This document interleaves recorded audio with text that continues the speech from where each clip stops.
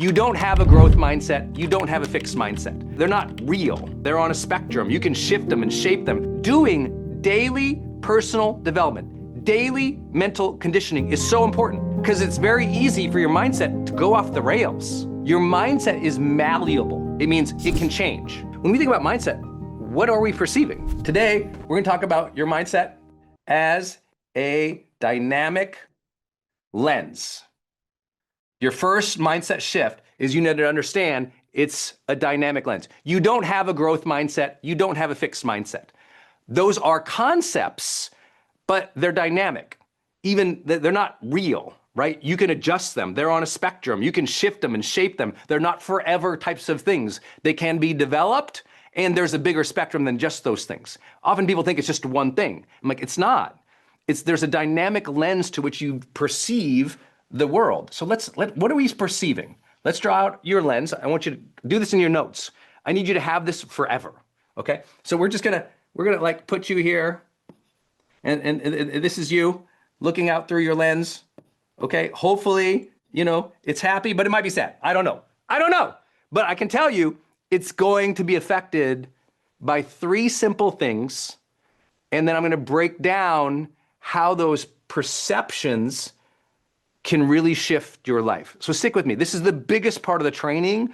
And if I get you to understand this concept and these concepts, from here, we will work right through how you interpret things, right through your negative thinking, right through your relationships. We'll work right through your skill development. We'll work right through your achievements. We'll work right through your stress and the bad days and your health, like all through one simple picture. So draw it out. Do the work with me, okay? Okay, so you're gonna have a lens. This lens is dynamic, right? It's always being shaped. But what are we seeing is the question. When we think about mindset, what are we perceiving? What is the thing we are seeing through this lens? I'm gonna draw this out with you. Please draw it out with me on your sheets, and then we're gonna work through it. The first thing that we are perceiving is ourself, okay? How do I perceive myself? My mindset is my set of beliefs and attitudes and assumptions about myself, right? That's one lens that we have, right? I am seeing who I am, and it is developing for me a belief about who I am. I am perceiving the world and how I move within it, but I'm perceiving myself, like I am knowing who I am, and it is setting up for me an attitude about myself and the world. It is setting up a set of assumptions about who I am and how I operate, what I prefer, and how I progress in the world. So it's a lens, it's dynamic, it's day by day, right? Isn't it true? A couple of weeks ago, you felt pretty good about yourself, but then you found like maybe 2 days later, you felt really low about yourself? Why? Because mindset and our perception about ourselves, it's a dynamic lens. One day, you look in the mirror, you feel pretty good about yourself. You're having a good day. The next day, I'm fat, I'm ugly, what's wrong with me? I'm old, look at the wrinkles. You're terrible to yourself. Why? It's dynamic. That is why doing daily personal development, daily mental conditioning is so important, because it's very easy for your mindset to go off the rails. Your mindset is malleable. It means it can change. There are a lot of forces that can change it, but you got the concept, right? It's like, oh wait, like my perception of myself can change. And we believe, or we've been told that mindset is more like structured than that. Like it will last longer than we think. It actually takes a lot of caretaking. It takes a lot of caretaking. The good news is when you make a fundamental mindset shift as you learned today, like one fundamental mindset shift can actually improve people's performance, grades in school, promotability, work quality. We can see those improvements and they last. Like a fundamental mindset shift from your first set of fixed mindsets, as an example, to a growth mindset, that can last 3 years in the research. Like it's fundamental, it can last, but it needs a lot of caretaking like that pet. If you want to be actually happy, if you actually want to feel good, if you actually want to progress through life. Because remember, my job is not to teach you baseline. I'll let those fundamental concepts or that generalization, I'll leave that to philosophy or to academic psychology. My job is to interfere in your life as a coach. I need to get you to longer term success and improve your well-being and your relationships while we get there, right? That's the work of high performance before. Okay, now let's back all the way up. Why is this so important? Your view of yourself is very dynamic. This is why the work of personal development, why the work of reading, why the work of journaling, why the work of self-introspection, meditation, therapy, coaching, the stuff of know thyself. You don't know thyself forever, right? It's not like one day you have an epiphany and you know yourself forever. Know thyself is an active teaching. And you have to continually think about how you perceive yourself, but more importantly, not reflect on it, not ruminate it, condition it. How should I view myself if I want to move through my world toward my aims successfully? We're going to start with, again, the idea. Here's you. You have a lens through which you view the world. You view yourself in such a way it sets up your beliefs of self, your attitude of self, your perception of self, and your belief in your capabilities in the world. Okay? You do the same thing, though, for your social relationships. Your mindset affects the beliefs, the assumptions, the perceptions, and your sense of relatability with other people. And you have to really think about that. It's like, oh, okay, my mindset is making my marriage happy or not. My mindset is raising good kids or not. My mindset is helping me develop a team or not. And this is so important. Because think about how easy it is today that this dynamic lens has gotten super scratched by judgment, comparison, and division. Just think about how profound that is, that so many of us view the other political party, the other preference, the other style, the other personality, the other enneagrams. We view these other things as enemies. And if you view this, if you view yourself positively and you view other people negatively, is that going to have a certain result in your life? Of course it will. Gauge where you are, not only just in terms of like mindset conceptually, but your actual mental health and outcomes in life. It's very important to pay attention to this. You have a dynamic lens, and you have to shape this dynamic lens on your social reality. As an example, a lot of people, when they perceive their spouse, they're perceiving a person 15 years ago, 5 years ago, 10 years ago.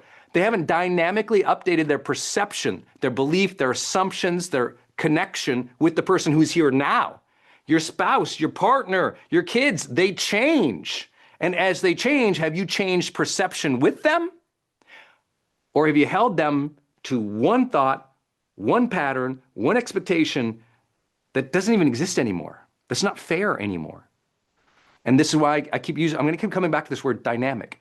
A dynamic, adaptive mindset is so vital for real world consequences. Okay, so what else do we view? Well, obviously, we view the world. Outside of self and social, there's circumstances. There's how the universe works.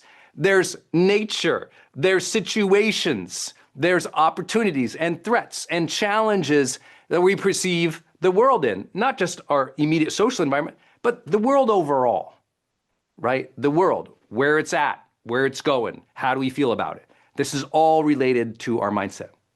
Okay, so when someone says mindset, you're gonna think, oh, it's a dynamic lens of how I interpret, see, perceive, and feel and move through the world related to myself, social, and the world. Okay, that's the biggest picture I can paint for everybody. And now we can get into the work of let's bust these things down. What is it? What are the common elements that we are actually looking for, perceiving, and sensing, like in here, where all this relates? So let's draw this out, and I'm gonna teach you a simple little framework. If you're ever trying to like tune up your mindset, here's what you're actually looking for. Here's what you're interpreting and sensing within these things. As we move through these, this little picture we're about to draw is gonna explain how you feel. It's gonna explain where you've been going. It's gonna explain so much about your psychology that you've probably never had someone break down before. So I really want you to do the work with me today and stick with me. So IC3, what does it stand for? Okay, when we are looking out, our mindset is always active, it's dynamic, right? It's moving through. And as we look through this, I call it IC3, the first thing that we don't even know that we look for in each of these areas, and we gauge our happiness, our energy, our actions, is intent, is actual intent. So for example, if I think other people's intent towards me is negative, how does that shape my feeling that day? Let me give you an example. You have a big meeting coming up. You got to go in the boardroom. There's going to be 6 people there. They're all in position above you, right? They're your managers, they're your bosses, they're the VPs, they're the C-suite, right? They might be above you in your job. Just imagine that. And if before I go into that meeting, I think they all think that I'm an idiot, how do you think that's going to make me feel as I walk through the doors of the boardroom? That's mindset, right? We gauge intent. So when I am making assumptions about others, one of the assumptions or beliefs I'm casting or thinking is like, what do they want? And that shapes my mindset about them. And now it shapes my level of ambition for that meeting. See how it all flows through? People, when they think about the world, does the world have positive intent for you or negative? If the world is for you, you move through the world differently. If the world is against you, you're in defense or threat all the time. Where is that coming from? Your mental conditioning, your beliefs, your assumptions, your thought patterns, and how you think the world really works. And all of a sudden, it changes your entire position. See, your mindset changes your position. Your mindset sets you in a certain position. Does that make sense? Your mindset sets you in a certain position. Approach, avoid, fight, flee, flow, feel. Right? Your mindset is shaping that. And a huge piece of it is based on intent. Same thing with yourself. If you know that you are a mean, snide, jerky, hateful person, how do you feel about yourself? Obviously, you perceive yourself low. And that's actual research into self-esteem. Our mindset has positive or negative consequences on our actual self-esteem, how we perceive and feel about ourselves. Same thing with our friends, same things with the greater opportunities of the world. So what's the intent? See, and this is not, I don't want you to think about this just as like some psychology or coach guy talking about. I love Einstein's entire perspective about the world. Einstein said the most important decision that you have is whether or not you live in a friendly universe. Let that sink for a minute. The most important choice or decision or frame you could ever have is, do you live in a friendly universe? Is the universe for you or against you? And I know, as I'm going to draw this out here for you, the dominant frame here is it positive or negative? Just as you're thinking about IC3 today, it's positive or it's negative, right? I either positively perceive these things, which gives me optimism. If I believe the intent that I have, that others have for me, that the world, universe, divine, God has for me, is positive, if I believe the intent of these are in harmony and positive, guess what? I'm optimistic. I take more agency. Intelligence. You know, this is a continual, strange controversy in the world.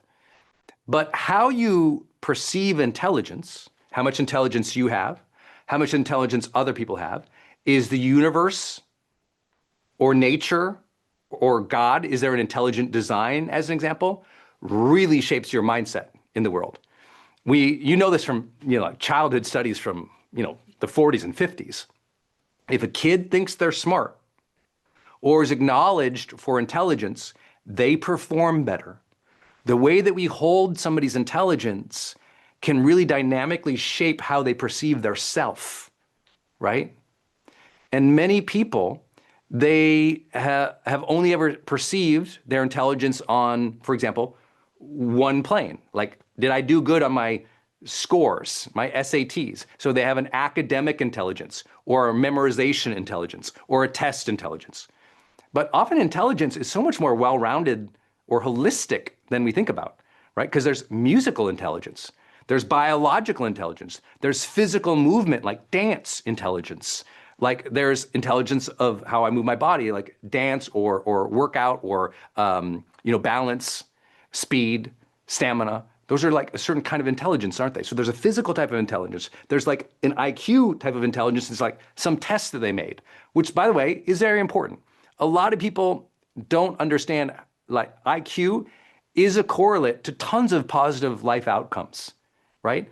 But a lot of the IQ tests are really at a genetic level not that malleable, right? You might be able to move it up a little bit. However, all the other forms of intelligence, and there's a lot. There's social intelligence, emotional intelligence, physical intelligence, academic intelligence. You get the idea. As we think through multiple ways in which we are intelligent and we move through the world, well, that's important, again, to our positive or negative aim, affect, achievements, and agency. So let me give you an example. Intelligence. How intelligent do you view yourself? Are you smart? Are you capable? Which domain are you intelligent in? If I think I'm good at something and I can measure that I'm good at it, and I believe that I'm capable at it or I have competency enough in it, that really shapes how I engage with the thing. If I feel like I'm dumb in an area, I'm more likely to be silent. I'm more likely to be embarrassed. I'm less likely to literally raise my hand and ask a question. Do you know a lot of people go throughout their life scared to ask the critical questions they need to ask to have progress? Intent, intelligence, and this is important, interaction. Is the interaction I have with other people positive, negative? The more positive interactions you have with other people, guess what? Your mindset is better with other people.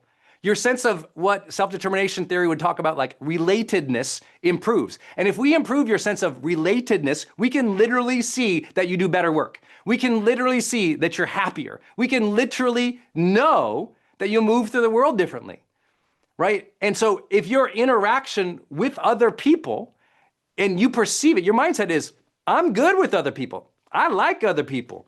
If that interaction is there, oh, let me tell you something, everything changes.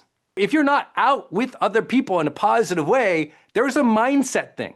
Who said it for you? Who conditioned it for you? Did you do it consciously, asking, what should my mindset be? How should I take care of my mindset or condition my mindset to achieve the outcomes I want? Well, my outcomes were, well, I'd read a lot of books on personal development and business, and they all said the same thing.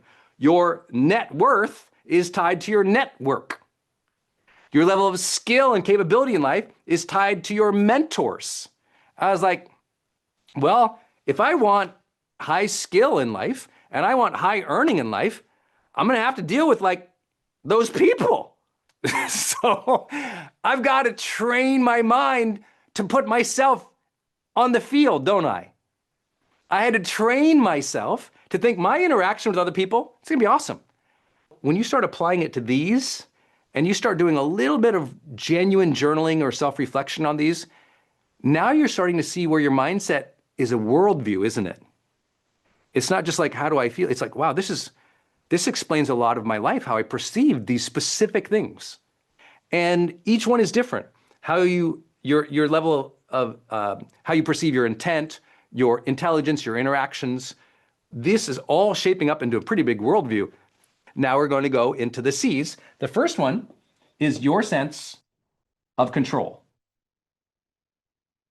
Your sense of control. This is huge in psychology, right? Your sense of control here and your need for control here is a very strong determinant of your mindset and the way you move through the world. This is so important, right? I don't even know how to emphasize this one enough. You've seen a lot of research in this. I'm sure you've heard of like the locus of control. Like, do you have an internal sense of control of life? Like I can shape things, like I have high agency? Or do I have an external sense of control? I'm at victim to the world just happens to me. And I want you to think about, if you could just take a minute and think about your last 6 months of life. In your last 6 months of life, where was the control for your daily life experience? When you sense the world is controlling you, when you feel like genuinely compelled to people please, do everything for everybody else, that the world has imposed unfair, strict limits on you, that's not called a happy life. When you feel like your spouse or your parents or your peers or your boss are unfairly controlling you in such a way it's actually diminishing your own self-control, your self-regulation, your feeling about self or your life or your day, that feels terrible. That's how big this one is. And our job is to move up your sense of personal agency in life. That's a way of saying, what is your perspective or your assumptions about how much control you have?